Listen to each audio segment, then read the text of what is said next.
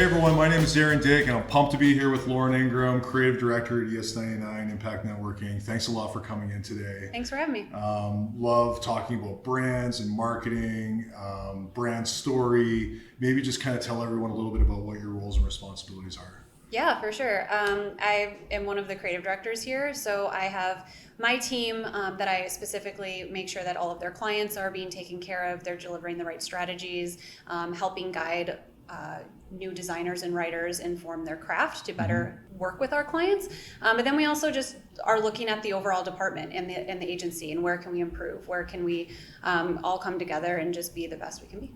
Awesome. So you are fortunate enough to work with tons and tons and tons, or not hundreds, of small businesses around the country about brand. And Yes. I think when I travel around and talk to business owners, brand means different things to different people. Could be a big brand, could be a small brand, could be manufacturing, could be in different industries, legal, that type of thing. So if you're a small business watching this today, how would you approach a brand and developing your brand story, and how important is that to a business? Yeah, I think first and foremost, the important thing to talk about with brand stories is understanding why it's so important. And I love that you hit on the fact that brands are going to be very different, whether they be big, small, whatever scales you have, it's going to come down to personality. So if you're small, big, medium, regardless, you're going to have your own unique personality. You and I are very different people. We have different personalities. People approach us differently. People are going to adapt the way they talk to us and interact with us based on just our unique individualness. So I think it's really important that brands understand that part of it. A brand is more than just a logo. It's more than the colors that represent you. All of that is really going to root from that brand personality. Right.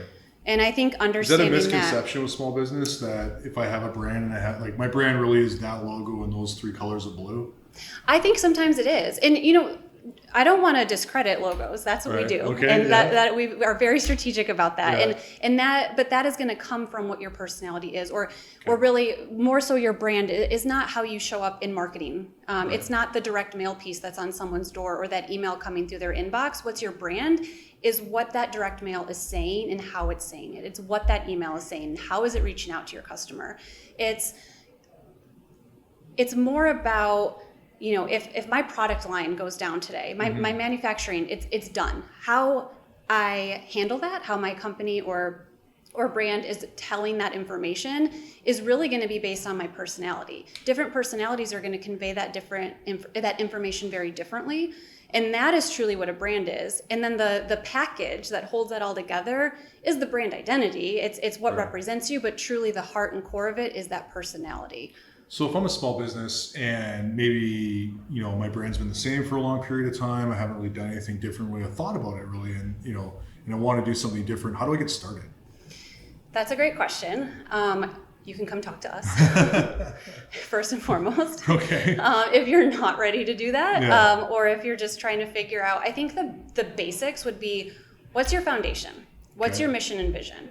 A good mission and vision is going to be your North Star. That's something you got to think about, because a lot of companies I see have the same mission and vision for the last 25 years. And that might be okay. Okay. That might be okay. Maybe it needs to evolve. So I think as long as you have a good mission vision, or at least an idea of what you want that to be, that is a great starting point.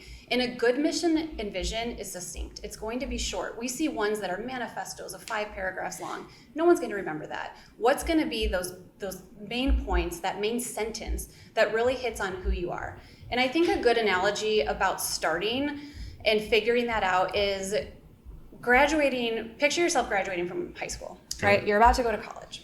You know where you came from, you know what your roots are and kind of what you're feeling, but you're not really quite sure where you're going to take this. So maybe I go to a few parties. Maybe I go to the bar scene. Maybe I find out that I want to just hang out in the library and study. Like, you're finding your path, and that's okay. Mm-hmm. It's where you kind of really land and test things out and grow. So I think also something to think about from a small to mid-sized business is, it's okay to not have your mission and vision totally solidified right now. But if you have that idea of where you've come from, where you want to take it, or where you want to be, you can test and learn. Right. You can shape and mold a brand. That's the beauty of it. It doesn't have to be a definitive thing that we're throwing out there and saying this is what sticks. And that's something we're trying to do too, is really work with our our partners, our customers, and work through that solution of how can we really shape your brand, and how can it really resonate with your customers and who you are in a unique and individual way. And we can kind of mold it and figure out, do we want to be at the coffee shop? Do we want to be at the library? And then we're on our path and we've graduated. So that's a lot in alignment with just creating that overall marketing strategy then. As the brand evolves and changes, the audience that we're focused on, the industries or the marketplace we're going after, we're testing and learning, what content resonates, what platform or medium resonates with that client, so that we can get our right message out to the right people at the right time. Absolutely. And depending on what that personality is, we might have a different message. Right.